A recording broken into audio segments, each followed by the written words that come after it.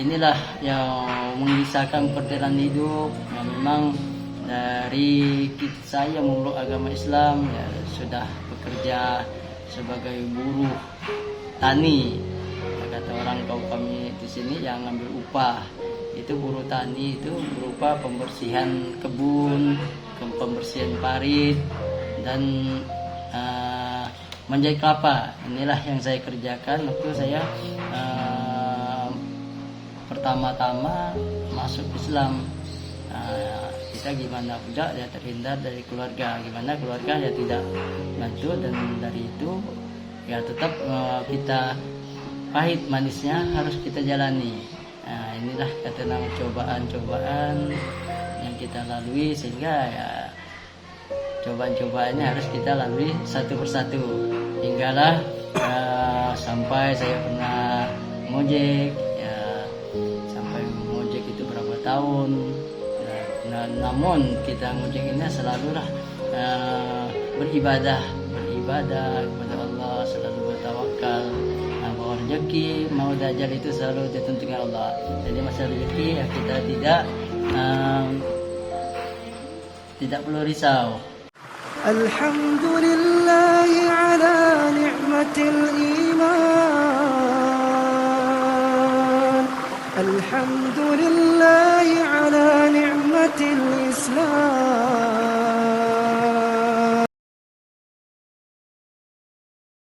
Assalamualaikum warahmatullahi wabarakatuh. Saya kenalkan diri, nama saya Herianto, seorang mualaf. Saya perjalanan mencintai agama Islam dimulai dari SD, masih sekolah dasar. Saya mempelajari agama Islam, ikut pelajaran agama Islam, sehingga setelah lulus dari SMP saya menyatakan diri, mengucapkan kalimat syahadat, masuk Islam pada tahun 1992. Selesai Islam, saya meneruskan sekolah sampailah ke SMA. Sampai lulus SMA, saya setelah masuk Muslim, segala kegiatan-kegiatan Muslim, mulai dari pengajian maupun kegiatan sholat, alhamdulillah saya pelajari semua dengan seorang guru, yaitu Haji Rifai Haji Abbas, dan keturunan silsilah. Beliau adalah murid dari guru Ibrahim, yang mana guru Ibrahim belajar dari guru Haji Ismail Mundu. Saya memperdalam agama Islam ini yang mulai dari membaca Al-Quran. Alhamdulillah selama 6 bulan saya mempelajari Al-Quran, saya mampu mengkhatamkan Al-Quran hinggalah saat ini. Teman-teman semua, inilah perjalanan saya awal masuk Islam. Ya mungkin ini kebanyakan ya tidak ridhoi atau tidak disetujui oleh kedua orang tua, itu sudah pasti. Jadi kita sudah terhindar dari keluarga, ya, bukan berarti memutuskan hubungan keluarga.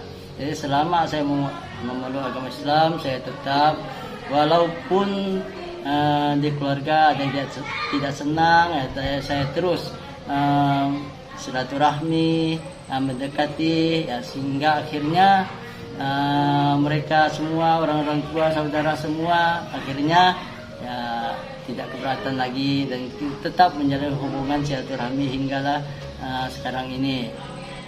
Jadi keluarga ya tetap kita menjalin silaturahmi, tetap kita jaga, walaupun kita berbeda agama. Itu adalah keluarga, saudara, kemudian itu orang tua, dimanapun ya orang tua yang telah melahirkan kita.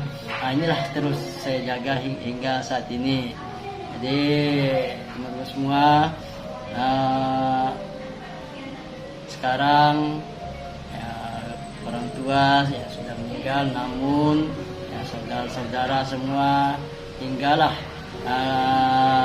akhlak yang saya belajar, akhlak keteladanan baginda Rasulullah ya kita pelajari, kita sedikit mengikuti ya, sehingga alhamdulillah ada beberapa orang yang menyatakan masuk Islam juga, begitu juga saudara. Nah, sehingga saat ini saudara saya ada 2 orang yang ikut masuk ke Muslim juga selain saya.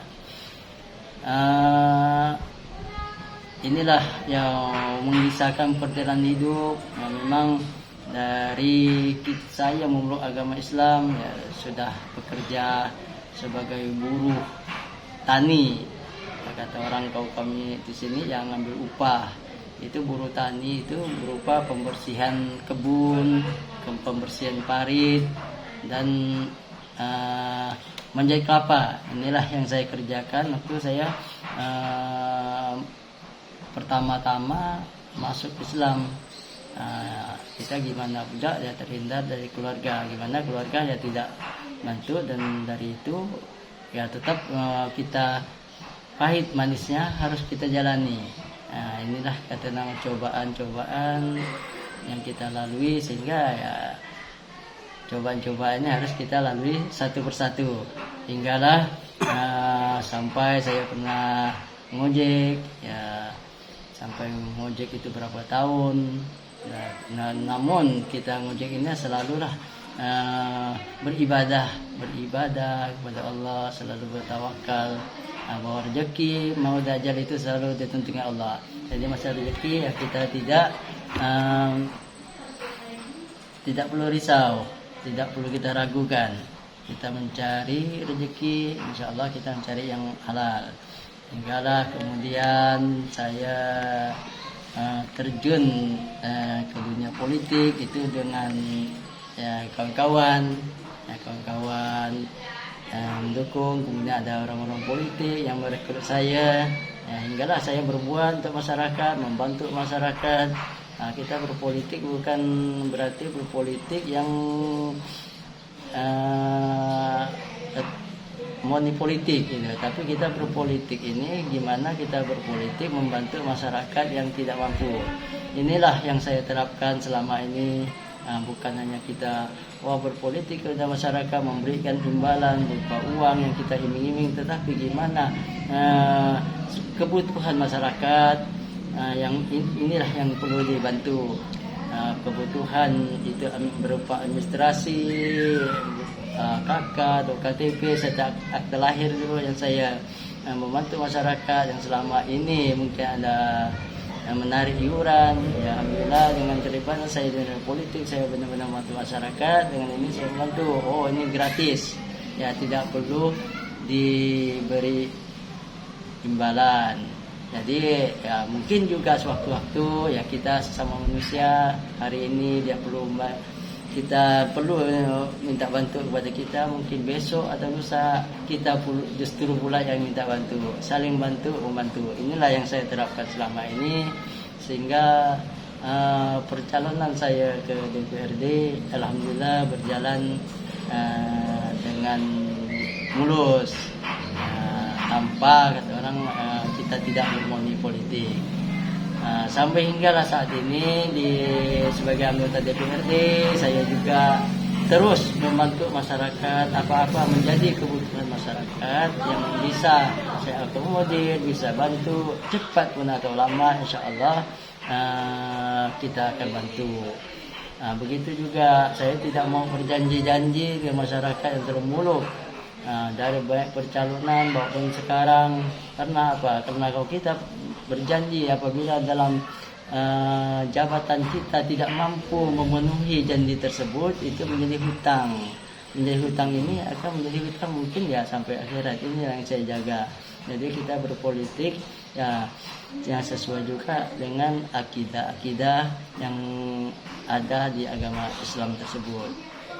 Jadi kita berpolitik bukan hanya kita kejar dunianya, tapi kita dunia ini gimana kita membuat bekal kita di akhirat nanti, sehingga kita tidak menjadi mudarat bagi kita.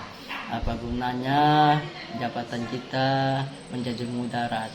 Inilah yang saya jaga hingga saat ini, bersilaturahmi dengan teman-teman, bersilaturahmi dengan pada ulama, ilmu-ilmu yang diajarkan ulama, ya insyaallah ya tetap kita amalkan. Ya gimana juga kita cepat atau lama kita pasti akan meninggal juga. Inilah yang harus kita jaga. Inilah dunia ini kan sementara yang kekal selamanya. Awal mulanya Bapak ini tuh bisa tertarik pindah agama dari agama yang lama ke agama yang baru ini, teroris dianggap, pokoknya dianggap nggak baik lah konotasinya itu. Apa? Ya, saya tertarik dengan Islam karena saya melihat teman-teman yang beragama Islam, orang tuanya yang menjalankan ibadah keagamaan kok tenang gitu, tenang. Jadi saya mulai bertanya ke Islamnya gimana, menyampaikan inilah Islam ini membuat kita ketenangan, tidak membuat kita risau. Kalau kita katanya risau atau apa ada masalah, cukup dengan menjalankan sholat. Jadi saya mencoba menjalani terus kadang-kadang terus bertanya. Ini yang saya lakukan ini bukan, saya udah remaja tapi masih sekolah dasar. Kemudian apa-apa yang diajarkan di sekolah saya ikut dengan guru-guru agama Islam. Ya kalau di sekolah dulu yang bukan agama Islam, karena ini pelajaran agama Islam, boleh keluar. Tetapi saya tidak keluar. Saya ikut ikut pelajaran tersebut. Malahan ikut pelajaran ke saya lebih tinggi. Jadi nilai saya tuh lebih tinggi dari teman-teman yang Muslim tadi. Kadang dia tanya, yang protes ke guru, kenapa yang Islam kok bisa nilainya 7, kami ini 6? Karena saya belajar dengan serius. Kemudian memang mulai tertarik. Mungkin itu juga suatu hidayah. Jadi ketertarikan saya tidak terlalu muluk kayak yang lain. Mungkin ada apanya karena saya mempelajarinya saya tenang gitu. Untuk pelajaran agama Islam saya tenang, senang mengikuti. Allahnya begini, kita disuruh hafal ayat. Malahan saya belum Muslim, banyak ayat saya hafal. Banyak ayat. Salah satunya surat apa itu? Saya Al-Fatihah sudah saya baca. Sebelum memulai Islam itu udah hafal surat itu? Al-Fatihah, kemudian Al-Ikhlas, kemudian Wal Asri. Itu udah hafal, diajarkan Al-Takasur. Luar biasa teman-teman. Bapak Irianto ini sebelum dia jadi mu'alaf, dia udah beberapa surat itu udah banyak yang hafal. Nah, awal mulanya itu loh Pak, berarti kan Bapak awal mulanya mengenal Islam itu dari waktu pelajaran di SD atau di SMP? SD. Di SD itu waktu agama Islam Bapak tetap mengikuti gitu? Iya. Nggak keluar? Nggak. Jadi awalnya di situ lah yang tertarik. Kemudian memang kalau bahasa Arab saya ngaku memang belum bisa. Jadi saya sudah tamat SMP, kemudian ketemu agama Islam. Kemudian berapa bulan setelah masuk saya belajar Al-Quran 6 bulan, alhamdulillah selesai 3 tamat, 30 juz. Udah 30 juz Pak? Udah 30 juz, 6 bulan juga. Udah dengan lancar alhamdulillah. Kalau sekarang ya saya di teman-teman semua berjamaah dipercayakan saya. Kadang juga pernah jadi khatib ya. Yang khatib pernah jadi, kalau imam tarawih sekarang terbiasa. Sering lah jadi khatib tuh Pak ya? Saya kalau Jumat saya memang menolak masih, tapi udah pernah. Kalau hari raya itu udah sering.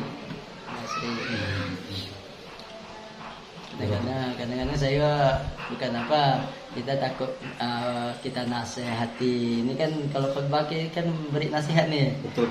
Kalau nasihat ini tidak sesuai dengan akhlak kita. Ini tanggung jawab kita. Jadi kalau kita nasihat orang, dia buat begitu ya.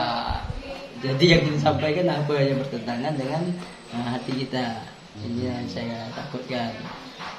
Terus biasanya gini Pak, kalau orang itu udah menjadi mu'alaf, itu sama teman-teman lamanya, itu biasanya dibully atau dibully sama keluarganya, pokoknya selalu dibully lah Pak. Kalau mengenai Bapak ini gimana? Kalau teman-teman sih saya sih cuek aja, tapi teman-teman sih enggak. Jadi saya tetap menjaga bahasa saya biasa, bahasa pun saya bahasa Tionghoa saya ikuti. Kalau dia bicara saya Tionghoa ya saya balas. Jadi saya enggak, kan kadang-kadang ada yang bilang kalau kita ada masuk Muslim itu bahasa tidak boleh lagi. Jadi saya belajar, wah itu boleh, enggak masalah. Islam kan bahasanya Arab. Jadi kalau kita Melayu, kalau kita ini termasuk Melayu agama. Jadi kalau gimana juga negara yang di Cina itu banyak pakai bahasa Cina gitu. Jadi selama ini ya saya enggak, bahasa tetap saya jaga. Jadi baik keluarga yang bicara dengan saya bahasa Tionghoa ya saya layani gitu. Sebenarnya kalau khutbah Jumat itu menurut bahasa penduduk setempat itu, Iya. itu betul itu. Terus udah itu sampai sekarang udah berjalan berapa tahun tuh Pak ya? Saya hampir 20 tahun sudah. Semenjak Bapak menjadi mu'alaf itu ada enggak teman atau berapa orang yang mengikuti jejak Bapak Herianto? Atau saudara? Kalau saudara ada berapa orang? Saudara ada satu, ada dua saudara saya yang masuk. Kemudian keluarga juga ada. Sehingga saat ini ya ponakan saya sudah 2 orang. Ya malahan saya jadi perbandingan. Wah jangan masuk Islam nanti orang tua. Kamu dengan orang tuanya gimana? Gini. Jadi ponakan ini tolak ukur saya. Kenapa saya masuk Islam? Aku orang tua saya seperti biasa dibilang. Enggak menjauh gitu. Enggak menjauh. Malah bagus, malah baik gitu. Baik. Jadi inilah yang menjadi contoh ponakan. Jadi ponakan saya ada 2 yang masuk Muslim sekarang. Terus kalau ke tempat saudara Bapak, kalau umpama acara hari raya, dulunya apa Pak agamanya dulunya? Konghucu. Kalau berarti Imlek Pak ya? Itu tuh kalau main ke tempat saudaranya tuh atau makanannya itu udah dipilih-pilih atau udah memang disiapkan untuk Bapak gitu? Saya kalau masalah makanan tetap saya jaga sekarang. Dari dulu sampai sekarang saya tidak pernah makan di tempat saudara yang bukan seagama, baik pun orang tua. Karena kalau saya pergi pun saya itu memang saya kadang mau pergi ya kita makan dulu jam 10 udah selesai makan baru pergi. Jadi kalau dia suruh kita makan ya udah makan, udah kenyang. Saudara itu udah paham juga ya? Udah paham. Jadi kita tidak menolak lah secara halus. Bahwa kita memang kita tidak makan, nah kita sudah makan udah kenyang ya kita. Nah itulah teman-teman kisah perjalanan Bapak Herianto sebagai mu'alaf. Perjalanan spiritualnya dipaparkan dengan jelas, dan mudah-mudahan Bapak Herianto ini selalu diberi kesehatan, selalu dimudahkan urusannya, dan juga selalu amanah sebagai perwakilan rakyat daerah Kuburaya. Amin. Saya akhiri, billahi taufik wal hidayah. Wassalamualaikum warahmatullahi taala wabarakatuh. Warahmatullahi wabarakatuh. Terima kasih.